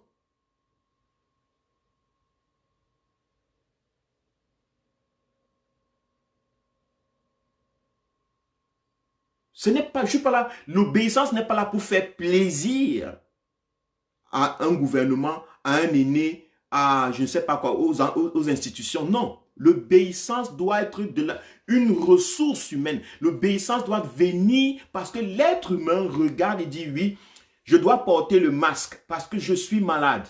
Je peux tomber malade. Sa propre intelligence. Mais si tu lui obliges à porter le masque alors qu'il ne veut pas porter le masque, alors qu'il ne trouve pas la raison pour qu'il doit porter le masque, désobéir devient normal. On nous a donc appris à désobéir, à obéir, obéir, ce qui fait en sorte que même quand le changement arrive, le changement qui veut dire la désobéissance de la norme, aller au-delà des normes établies. Pour qu'il y ait changement, il faut bouleversement des normes. Maintenant, on a peur de désobéir. On préserve la norme. On a peur de désobéir.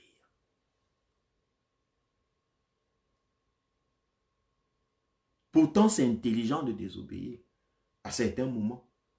Et voici un moment. Nous souffrons. Nos parents souffrent. Nos amis souffrent. Nos frères souffrent. Nos sœurs souffrent. Nos enfants souffrent. Et amèrement. Nous le sentons. Nous le vivons. Nos regards sont tout jaunes de souffrance. Nos mains sont durcies de souffrance. Nos corps sont frêles, secs de souffrance. Et comment voulons-nous changer ça? En restant inactifs? Parce que c'est ce que le cerveau va nous ramener. Le cerveau, notre système de pensée, notre image que nous portons de nous-mêmes veut exister. L'homme obéissant, depuis 40 ans, qui obéit à Paul Biya, qui obéit au gouvernement, qui obéit aux institutions. L'homme depuis 100 ans qui est là, qui obéit. Maintenant, on lui demande de désobéir. Ce n'est pas naturel. Ce n'est pas naturel. Mais vous devrez comprendre que vous êtes appelé à faire ce qui n'est pas naturel. Si vous voulez le changement. Vous êtes appelé à faire le contraire de ce que vous avez l'habitude de faire. Vous avez l'habitude d'aller aux élections. Vous avez l'habitude d'avoir des politiciens qui vont aux élections, qui prennent des postes. Qui deviennent des maires, qui deviennent des députés. Depuis, c'est ce qui se passe. Ça n'a jamais raté d'être. Si nous voulons le changement, on doit prendre conscience que nous sommes appelés à ne pas aller aux élections. Que nous sommes appelés à ne pas accepter les postes. Que nous sommes appelés à la désobéissance civile. Il n'y a pas 4 chemins. Nous sommes appelés à faire ce qu'on n'a pas l'habitude de faire. Et si je m'adresse à tous les combattants, je dis tous ceux qui veulent le changement, même ceux qui ne nous voient pas dans les réseaux, il n'y a plus le temps de jouer les cachotteries. Quand on lance l'appel à quelque chose, agissez. Ne venez pas appuyer seulement les likes sur les photos des gens, les actions que les autres ont prises. Partagez vos propres actions. Imaginez-vous, si on est 10 000, 20 000, 30 000, 60 000 personnes à poster sur son Facebook où est Biya. Est-ce que vous pouvez vous imaginer le tollé que cette image va faire?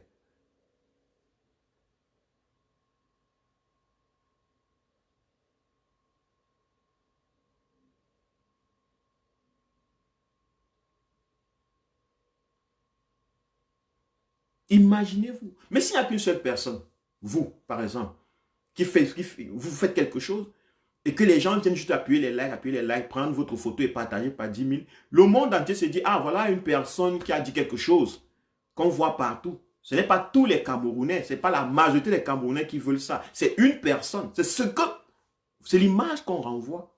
Alors qu'en fait, vous voulez. Mais vous n'agissez pas. Vous ne vous impliquez pas. Il faut que des milliers et des milliers de Camerounais qui veulent le changement commencent à entrer dans l'action du changement.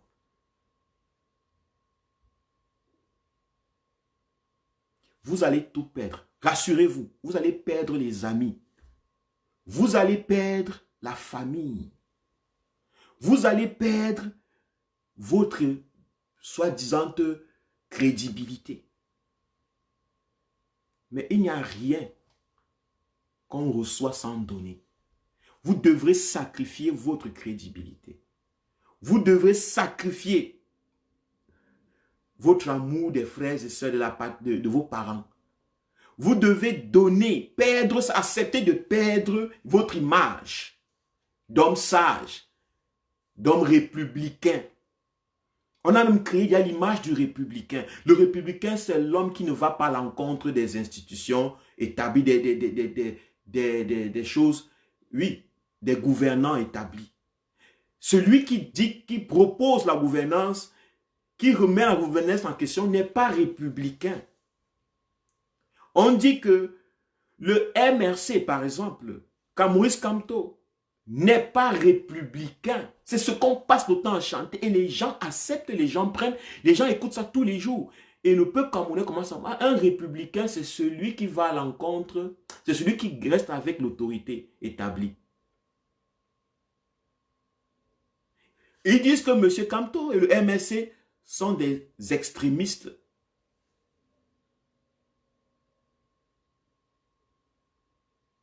Mais est-ce qu'un extrémiste n'est pas un républicain? Est-ce qu'un extrémiste ne fait pas partie de la République? La République prend en compte tous les courants de pensée. Un extrémiste est républicain parce que tu ne peux pas être extrémiste hors de la République.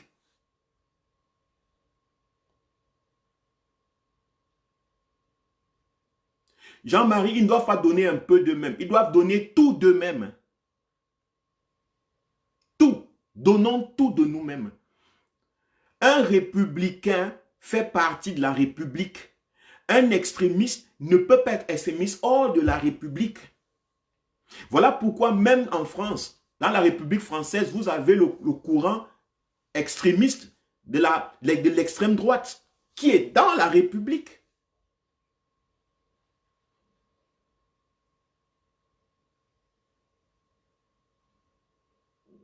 Non, mais on construit des idées dans les esprits des Camerounais. Et les Camerounais écoutent. Ah, quand on n'est pas républicain, beaucoup se fâchent. Hein, c'est vous qui êtes républicain. Non, vous n'avez pas la... Parce que vous-même, vous ne comprenez pas ce que ça veut dire. Un républicain.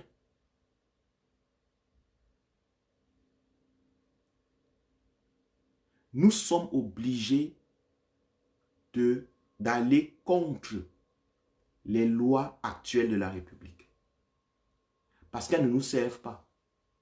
Ces lois n'ont pas servi le peuple camerounais. Ces lois ne servent pas au peuple camerounais. Il n'y a pas 1000 façons de vous le faire comprendre.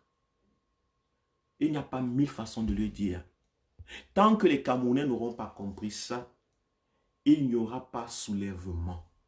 Tant que les Camerounais n'auront pas ingéré ça, n'auront pas ADNé ça, tant que cette vérité ne sera pas remplie dans leur ADN, il n'y aura pas soulèvement, même si vous faites quoi?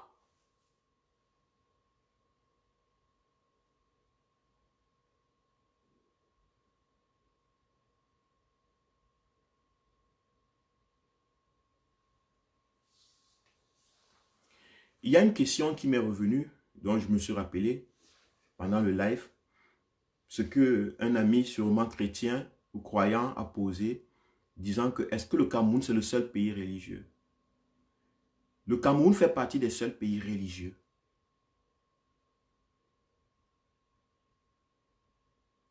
La grande majeure partie des pays développés n'ont pas été développés par les religieux. Ça a été développé par ceux qui sont allés contre l'autorité religieuse, qui ont arraché leur liberté.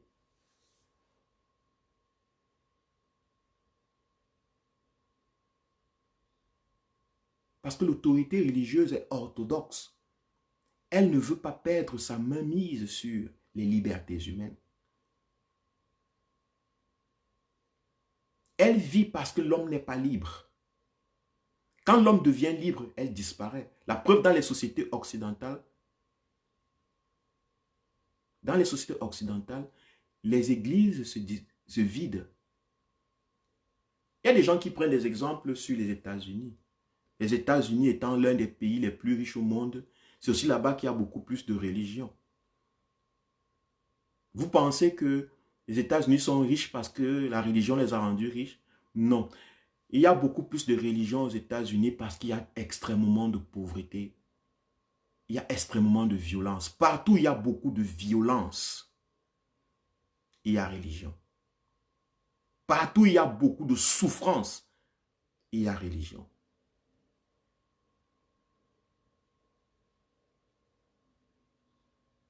Compris? Allez aux États-Unis. Demandez aux gens qui sont aux États-Unis. C'est un pays extrêmement violent. La vie là-bas ne tient qu'à un fil. Pour avoir les richesses matérielles, les gens font comme... C'est le Far West. Donc pour pouvoir survivre là-bas, la religion a trouvé bon terrain pour essayer de calmer ceux qui n'arrivent pas à s'en sortir à Hollywood. Ceux qui n'arrivent pas à se faire du million. Il faut les consoler. Il faut tenir ce genre de société. Alors la majeure partie d'eux, ces pauvres noirs, ces pauvres Mexicains, ces pauvres je ne sais pas quoi, ils vont dans les églises chercher le réconfort qu'ils ne trouvent pas dans la société parce que c'est très violent. Donc, partout vous allez voir la religion être beaucoup répandue, sachez que ces endroits sont très violents.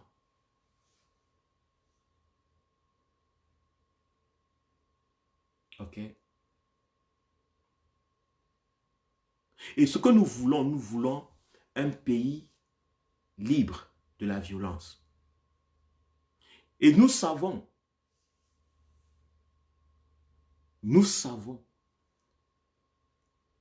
que la violence qui est au Cameroun est un champ propice pour la religion. La religion ne vend que la liberté de la violence. Elle existe parce qu'elle promet la libération de la violence. Elle existe parce qu'elle promet la libération de la violence. Alors, elle a pour intérêt, pour capital la violence. Pour qu'elle puisse continuer, il faut qu'il y ait perpétuellement la violence dans ces endroits.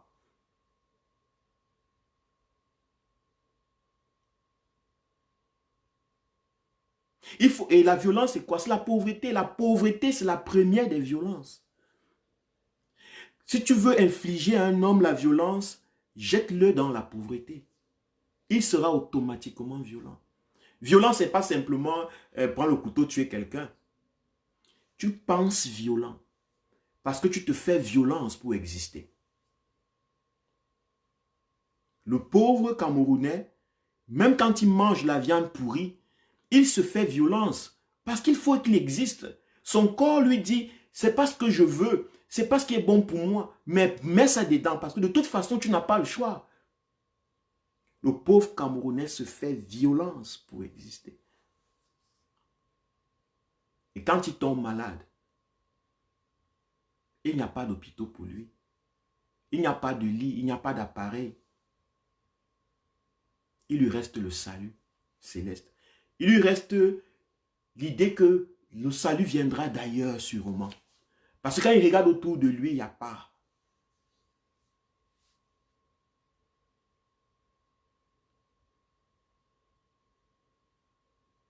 Voilà pourquoi la religion est imprégnée et impliquée dans la création de la violence, la pauvreté.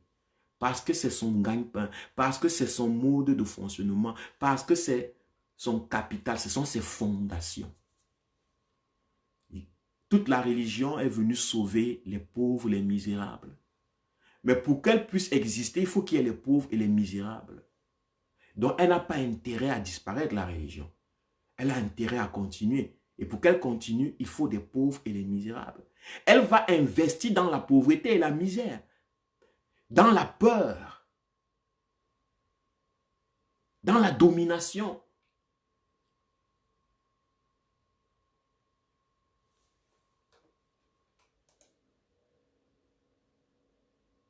Elle va investir dans ça.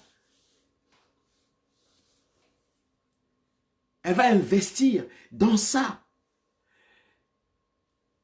Dans l'atikiphobie, elle va investir dans l'atikiphobie. Elle va investir dans la peur de perdre la pauvreté. L'image du pauvre que nous sommes. Ce pauvre qui sera sauvé. Qui n'ira qu'au ciel s'il est pauvre. Si je perds l'image du pauvre que je suis, je n'irai pas au ciel. Si je perds l'image du pauvre Cameroun, je n'aurai pas les dons du FMI. L'argent ne va pas couler à flot. Les aides ne viendront pas. Si je deviens riche, si je montre maintenant que je suis autonome, que je peux moi-même me suffire, m'auto-suffire, je n'aurai plus les aides. J'ai vécu pendant des centaines d'années aux dépens des aides. Être pauvre était devenu mon identité en tant que Cameroun. Le Cameroun pauvre était devenu l'identité du Cameroun, l'image du bien du Cameroun. Quand le Camerounais se projetait, il se voyait un homme pauvre et très endetté. Et il veut conserver cette image parce que ça ramenait des sous, ça ramenait de la pitié, ça ramenait de la compassion. Le pays, un des pays où il y a beaucoup plus d'orphelinats, c'est le Cameroun. Chacun pour faire le business au Cameroun ouvre un orphelinat aujourd'hui. Si tu veux te faire de l'argent aujourd'hui avec le Covid, va ouvrir un orphelinat.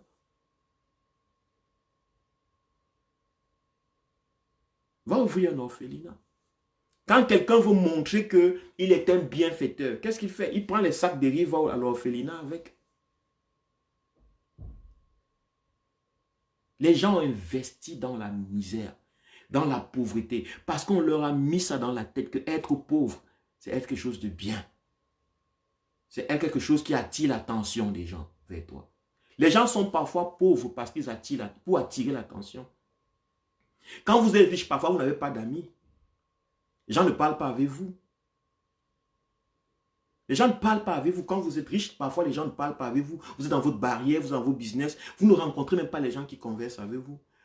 Parce que trop de pauvres vous évitent.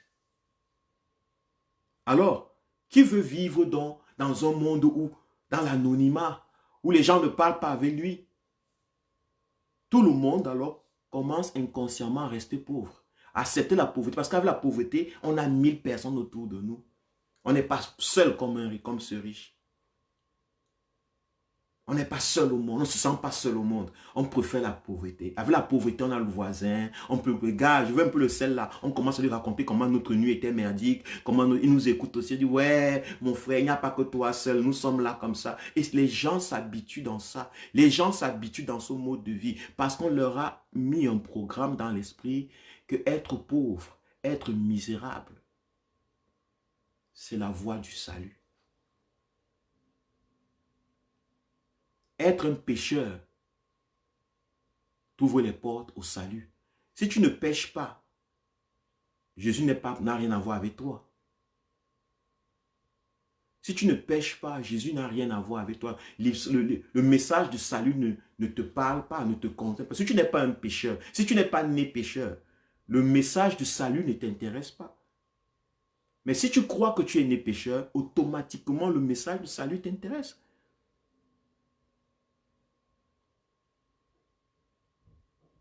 Donc, il faut d'abord faire de toi un pécheur. Il faut d'abord faire de toi un pauvre. Il faut d'abord faire de toi un misérable pour que toi-même, tu sentes que c'est vrai. Et c'est pour cela que nous sommes pour le changement. Nous voulons apporter un changement à la tête des institutions du Cameroun dans le but unique d'élever le niveau de vie des Camerounais. Dans le but unique de redorer le blason du Camerounais, sa dignité personnelle. Et après, on quitte.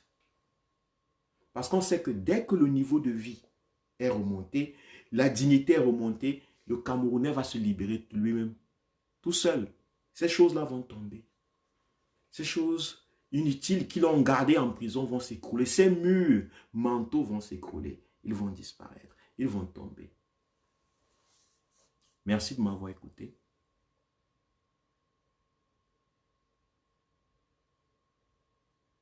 Merci. Merci d'avoir prêté attention à ce que j'ai dit. N'ayons pas peur. Si vous pensez que Biya est mort, dites-le. Si vous pensez que vous n'êtes pas d'accord avec la gouvernance de Biya, exprimez-vous. Si vous voyez une action qui est lancée pour faire bouger les lignes, participez par vous-même. Soyez acteur dans le partage de l'action, mais en même temps dans l'expression personnelle de cette action.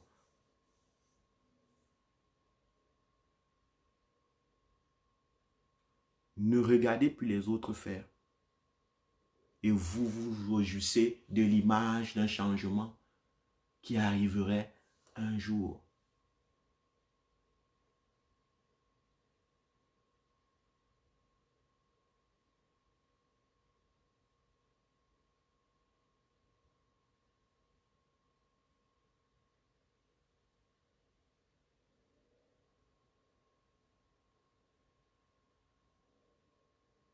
Ok? C'était quoi les...